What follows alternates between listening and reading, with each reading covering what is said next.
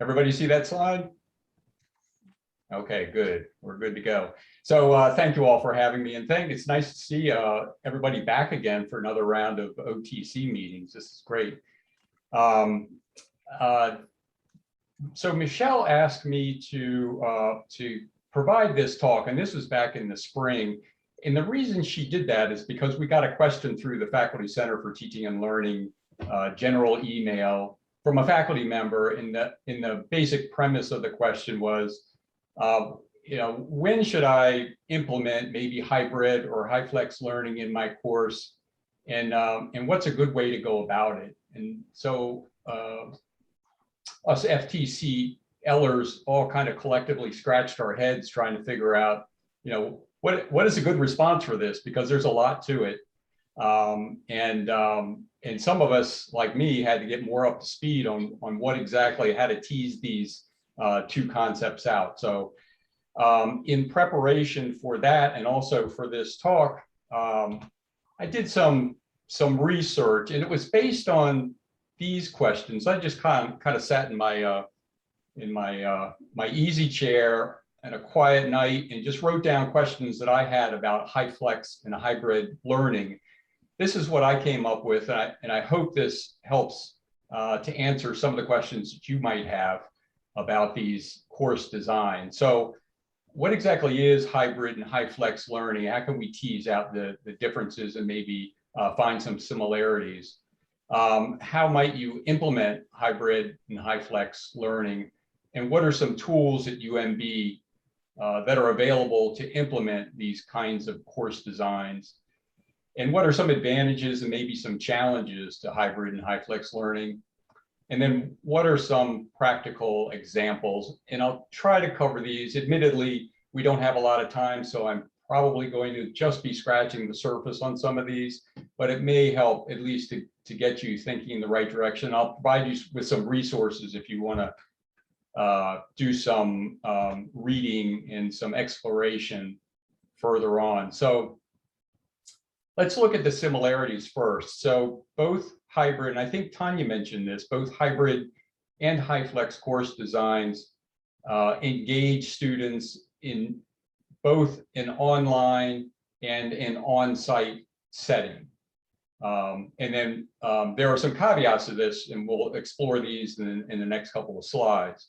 But also they're best executed with an active learning approach. And by active learning, I mean that students are expected to take more responsibility for their learning, that a lot of it's collaborative, and a lot of times students are asked to submit some kind of artifact that demonstrates that they've achieved the learning outcomes for whatever the lesson might be. So those are the similarities. Let's look at some of the differences here. So a hybrid, in a hybrid course design, students are asked to participate in both settings, both online and face-to-face, but the instructor is the one that sets up when they participate. So the students really don't have a choice of whether they're participating in the classroom or online. The instructor directs them to do that. In Hyflex, and by the way, Hyflex is a contraction for hybrid flexible. So in Hyflex, students, it's completely up to the students as to whether they participate in a classroom setting or in an online setting. So they can do, one day they can be in the classroom, the next day they can be online, and it's totally up to them, and they control that setting for themselves. Another difference relates to the activities and the materials, in that for a hybrid setting, the materials and the activities are set up by the instructor for only one setting. So if it's going to be a classroom setting, the materials might be a hard copy handout or something like that, and a face-to-face small group interaction. It's only for that classroom setting. If it's the online side, if they the next day they're online, those materials are set up only for that setting.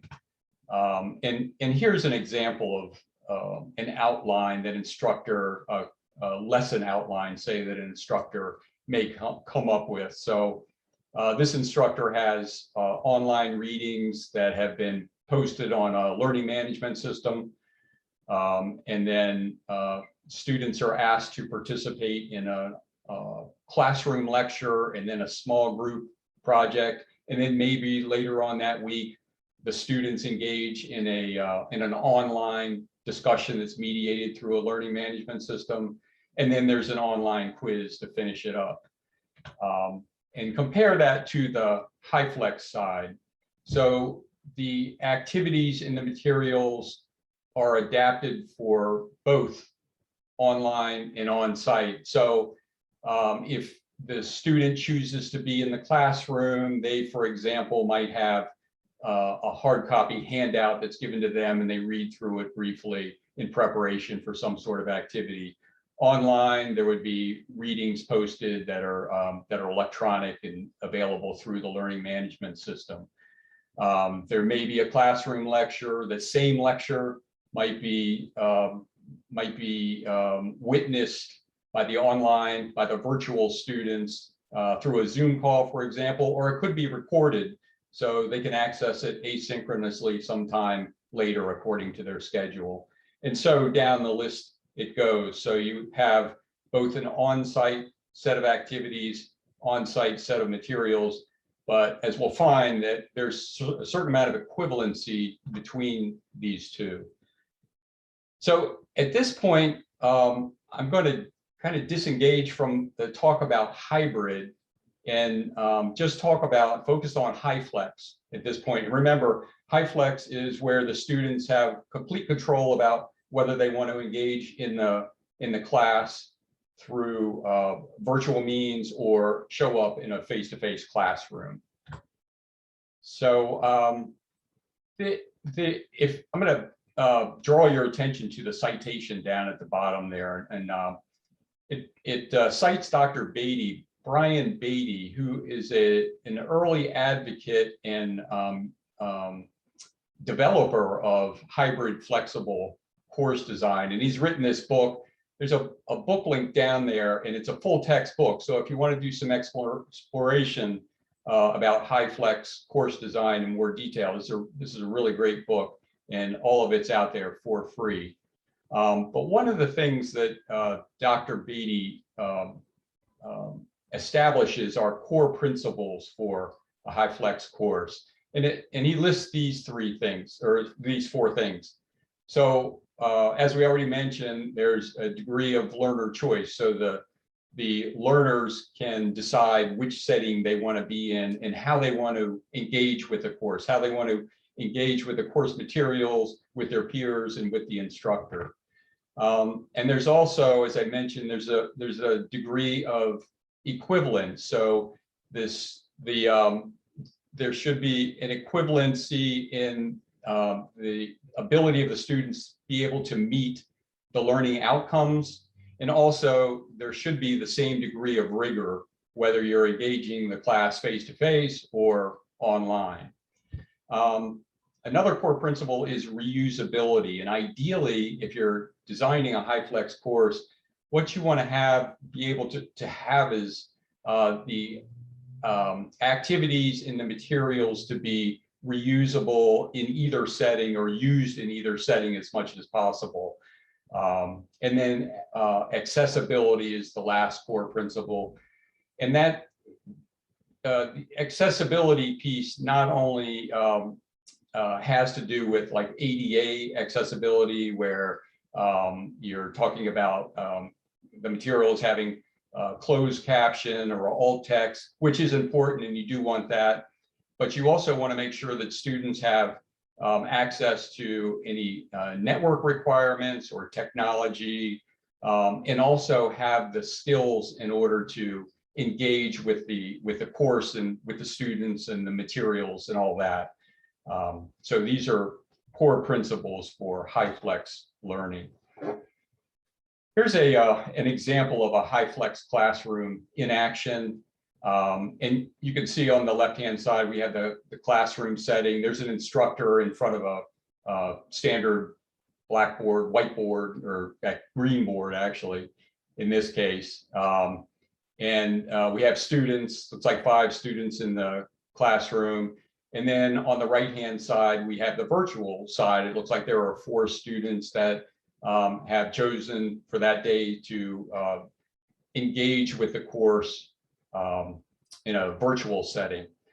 Right now, you can't tell a whole lot about how the communications is being mediated, but from the document that I got this from, there's a schematic that kind of outlines how the communication is transmitted in this scenario. So we have a video link, obviously, as you can see, both sets of students. There's an audio link, and then there's also a chat link. Although in the classroom here, I only see one person with a device on their desk. Of course, some of the students could be using handheld devices, for example, that aren't obvious. But this is probably the basic scheme of a Hyflex course, so video, audio, and chat. Here are some diagrams or sketches of how you might set up or organize a Hyflex class. And in this diagram, these ovals with the solid shapes here, these indicate a face-to-face classroom. These shapes over here, the ovals with the dashed lines, they indicate a remote or a virtual group of students. And so the students are the black dots and the instructor is the red dot here. And then in this case, we have 2 face-to-face classrooms, the instructors in one, and we have a video link between the 2. So that's how they're communicating with each other. In this case, we have a face-to-face classroom with a video link to individual students wherever they happen to be out connected remotely that way. This one, we have a face-to-face classroom. We have individual video links with individual displays. So one display is showing one student, for example, and we have 4 students that are connecting remotely, and then several in the classroom. And then for the small group scenario here, we've got a small group of remote students here and here. We have a blend of small group and a blend of a small group with some face-to-face students in a classroom physically together, and then there's also some that are coming in remotely. And then it looks like the instructor here is connecting through the video links to all of them. So there's lots of ways you can set it up. It's really only limited by your imagination and what you're trying to achieve in terms of the course outcomes, and also with what kind of technology you might have available to you. And as you can imagine, Hyflex is pretty dependent on technology in order to execute it well. Here's an example of a classroom that's set up as a Hyflex facilitating classroom. So you can see there are individual chairs here. You probably can't see very easily, but there are wheels on these chairs, and so they're mobile. They can be reconfigured. The class can be reconfigured in any way that you want. And on each of these chairs, there's a display unit here that would allow anybody sitting in that chair to connect with anybody through another network device. This monitor on the back displays not only the students that are coming in remotely, but also there's a camera that displays the face-to-face students there. So so obviously we have cameras set up in different parts of the classroom. We also have speakers and microphones embedded in the room. And then over here we have an interactive whiteboard that allows for connectivity. So anything that's written on that whiteboard is displayed both in the classroom on those devices on the chairs, and also to anybody that's connecting remotely to the class. I found this in my research. I thought this was pretty interesting. This is a shot of a classroom. It's the same classroom, but different shots of it at College Park, on the College Park campus. And they actually have 6 classrooms that are set up like this. So there's quite an investment down there with classrooms that facilitate Hyflex learning.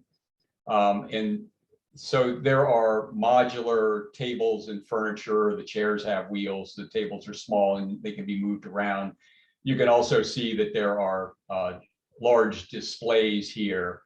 And then there's up here in the ceiling, there's some kind of projector device. And this is a list of all the different technology that's embedded in that room and similar rooms at College Park.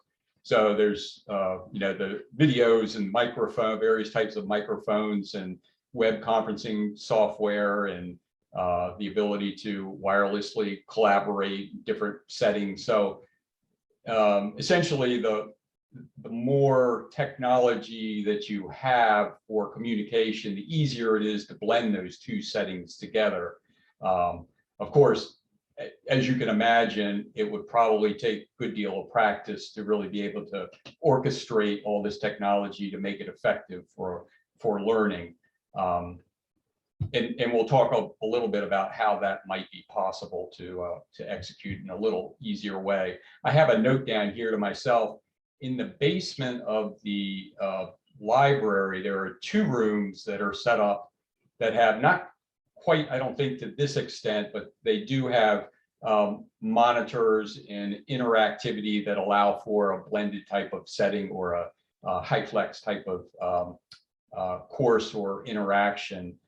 And some of you may have experience being down there, and I had one meeting down there some time ago, and I know they had some interactive whiteboards and some various monitors. So, but if anybody knows of any other rooms that are along these lines at UMB, please post them in the chat so we can all share and maybe be able to access that as a resource one day. Those are the only 2 that I knew about, though, on the UMB campus. So, yes, so we're talking about technology, and then it got me thinking about what tools might UMB already have. If you wanted to go out and implement a Hyflex course tomorrow, would it be possible with the tools that we have available to us? And so I kind of made a mental list of some of the tools that we have. And again, I have a note up there on the top. So I'm going to go through this briefly, but if you can think of anything else you think might fit this bill, please add it to the chat. So video conferencing systems, just like the Zoom call that we're on now. So we have Zoom. SITS has done a great job putting these together just prior to the lockdown. And so we've all been the beneficiaries of these tools. Zoom, WebEx, Blackboard, Collaborate, and Teams are all great for interactions virtually, and making that connection with the on-site learners. Integrated learning systems, the standard is Blackboard on the UMB campus. I think School of Medicine uses Medscope. For document collaboration, Blackboard has a wiki function. Google Docs, Teams are good for that. There are digital whiteboards built into Zoom and WebEx and Collaborate. And I discovered this one Miro that seemed to be really effective for Hyflex learning. It seemed to a lot of people were using it, and it's not part of the UMB toolkit. I just thought I'd throw it out there, but it is. It does come with. It's a fully functional whiteboard, but it does come with templates that really help with student brainstorming and student project planning. So it seemed to be a pretty effective tool, and it's relatively cheap. Seemed like it was about $10 a month, but don't quote me on that. And then digital quizzing, Blackboard, question mark. There are probably others. These are the ones that I'm familiar with. Discussion, Zoom, WebEx, Teams, Blackboard, VoiceThread. We had a OTC presentation about VoiceThread, I think last year. And that's a multimedia sort of discussion platform, so you can have video and audio and text all at the same time. and then Google Chat, that's free and available. Video recordings, Zoom, WebEx, VoiceThread, again, in my media site. And then the last one down here, the collaborative annotation software, the campus is starting to roll out Hypothesis, which is a platform that allows an instructor to post, say, a research article, and then the students, the entire class, can pull up that article and then collaborate on comments. They can highlight and annotate the article. And if your school has contracted with Hypothesis already, then it would be free to you, and they have a LTI version that integrates with Blackboard. And I believe if your school has, and I believe Hypothesis has a free version, I'm not sure what the limitations of it are, but it might be worth investigating. So those are the tools, but then implementing the tools in the form of strategies is the next step, right? So, and this again is just limited by your imagination and the tools that you have available to you. So, and this is just scratching the surface. You could go on and on probably with the learning strategies that you might think about employing, but these are some of the common ones. So discussions, polling, academic paper analysis, like through the Hypothesis platform that I just mentioned, collaborative document creation. Then you can have various forms of collaborative work or small group work. Written work can be submitted in any setting. You can have lectures that can be virtual or recorded, or they could be face-to-face, same with student presentations. And then kind of a nod to the law school for Tanya, the Socratic seminar, which is essentially could be a lecture, but it's the question and answer sort of mode that is favored in the law school. So now thinking about what advantages and then also maybe challenges for Hyflex specifically compared to face-to-face or a hybrid course design. So as we already mentioned, that Hyflex it really maximizes the flexibility for students in terms of the choice of settings that they use. So if a student has an unusual schedule, for example, or if they have small children or family responsibilities that don't let them always get to, say, a face-to-face class at a certain time, then that flexibility is really going to be key and helpful for them. And this kind of also feeds into the next item with learning styles. So if a student has a particular learning style, if they like the immediacy of a classroom and they're good at engaging with people face to face, and maybe the classroom is small and they can engage with the instructor and get those answers right away, that might be the approach that they favor.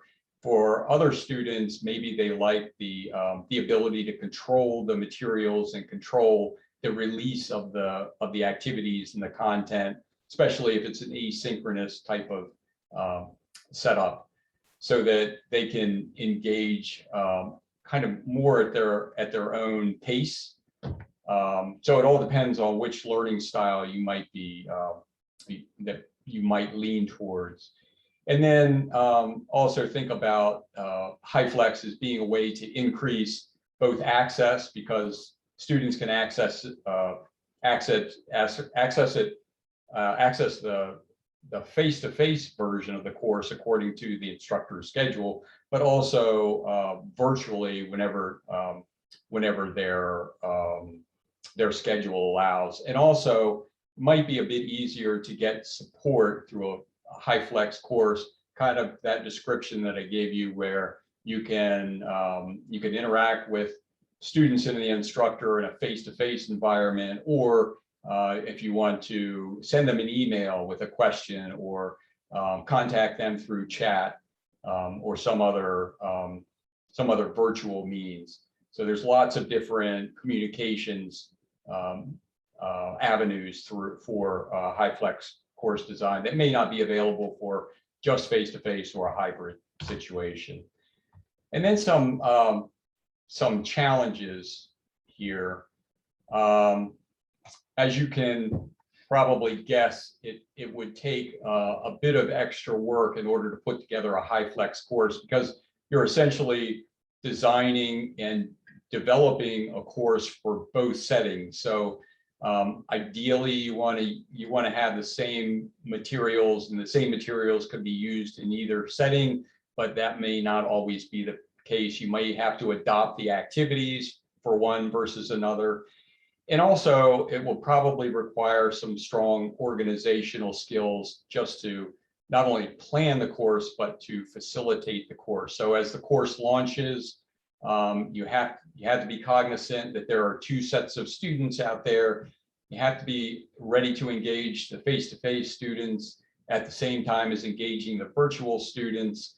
And in my research, it seems like instructors struggle with this a bit, and some have a preference. Some would rather engage the online students versus the face-to-face, or vice versa, but you don't want to disengage either one. So you want to try to draw both in as best you can.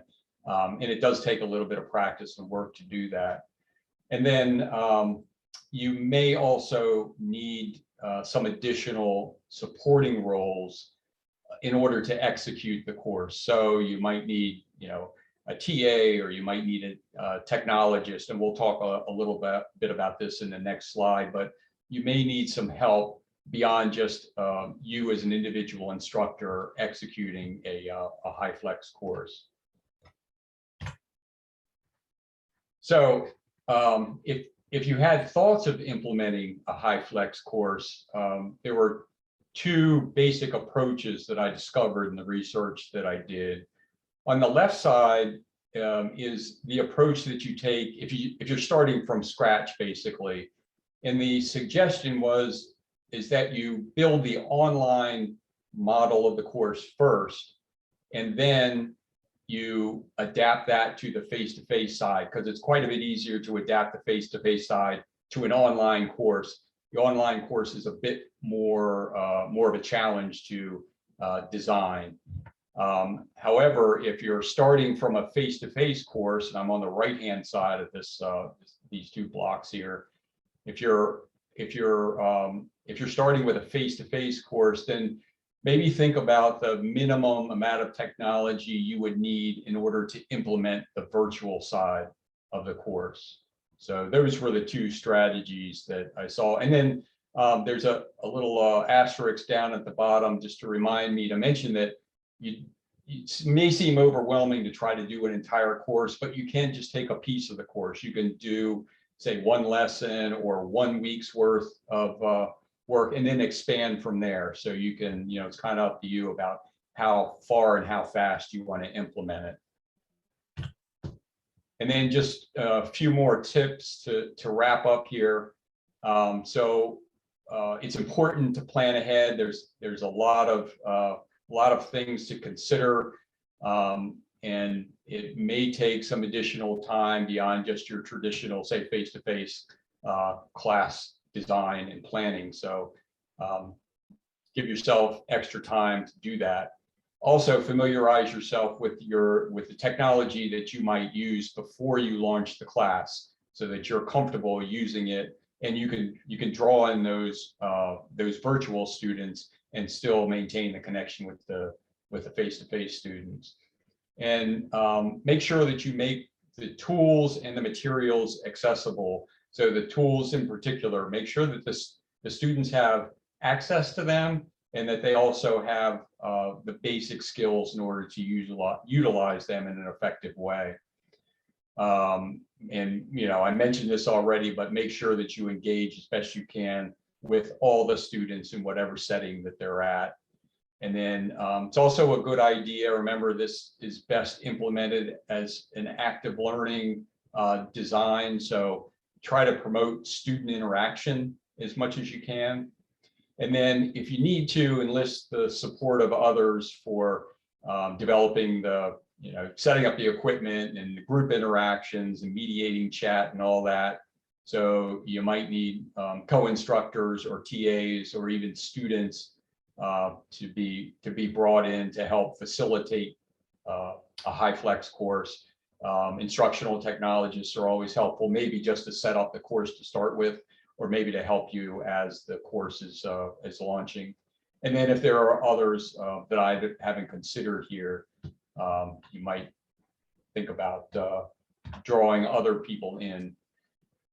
So, you know, when you do any kind of research, it seems like, at least for me, it seems like you end up with more questions than when you started. So these are some of the questions, some of the parting questions that I had. Maybe you'll have, and maybe if you go any further in exploring Hyflex or hybrid learning, you might consider looking into these. But you know, I was kind of wondering whether students or faculty would consider either of these course designs more satisfying or more intimidating. You know, satisfying from the standpoint of you have the flexibility to pick and choose, especially with Hyflex, or there is that online option part of the time, so you don't always have to be on campus, which might be, you know, enticing for some students. But you know, you got all that technology, and there's, you know, you might be sitting next to somebody in